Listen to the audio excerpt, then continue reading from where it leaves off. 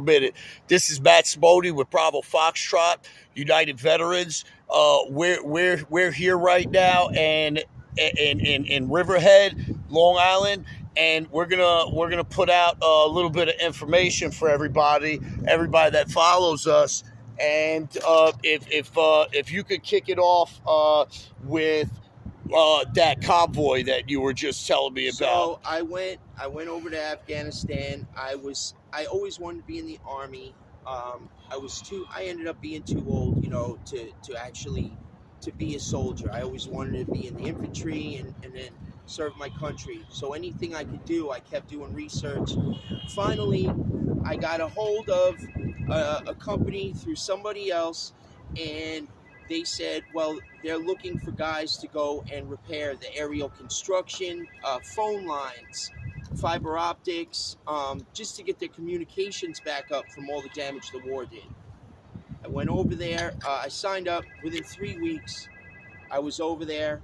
The first time I went, I was right on the border of a little area by Syria, and I Border felt, of Afghanistan. I felt like I was doing some good.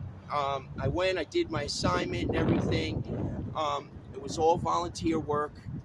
I came back and I felt like I had some purpose. And I said, as soon as there's something else comes up, I'd love to keep helping. About a month and a half later, they called again and said they had something else. So, of course, I jumped on that. I went. There was actually 2 other guys from Suffolk County that came there to do it also. We went. It was the first time I was ever escorted by a convoy. The Army base that was closest to us, I guess, had been under a lot of fire and scrutiny with being attacked and stuff like that. In the morning, they told we were getting ready to go to work. They said, no, you guys are gonna have to be escorted. This, that, and the third. Long story short, on our way to the job, the front truck was hit with an IED. I know numerous guys lost their life that were in that truck. I think at least 3 gentlemen lost their life in that truck. The truck that was behind them, they panicked, they backed up fast, and they hit into the front of our truck. Now, there was 1 vehicle left that was able to run and drive, and they were trying to put basically 20 guys into this 1 truck just to get us out of there any way they could. And soldiers got out and walked on foot to put us in the truck to get us out of there, and they got out and walked on foot. And our truck was hit with one of those rockets, RPGs. an RPG. Rocket propelled grenade. We were hit with that, and as we were running, they were sent. Another convoy was on the way to come and back them up. As they were running us to an area that they thought that they could provide some cover for us. Cover, concealment. Literally, these guys must have had this thing all mapped out, and we were on foot, and another IED was triggered while we were running.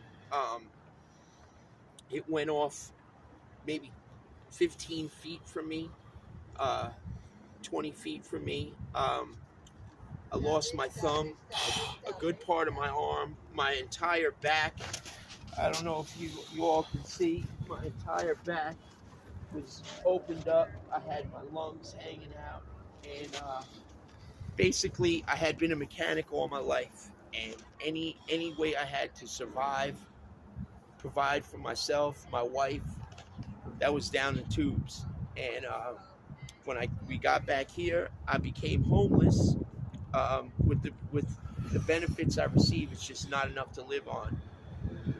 I was back in the woods for about 8 months with just my wife and I, and I have a small little service dog.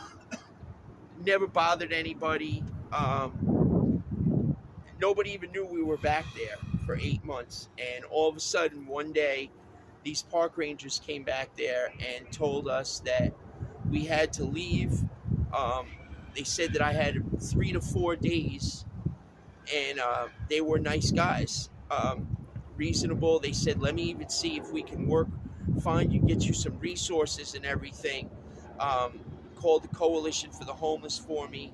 Then one day later at 11 o'clock at night, um, they sent another ranger back there, and he told us if we walked back there even to get our stuff, he was going to have us arrested.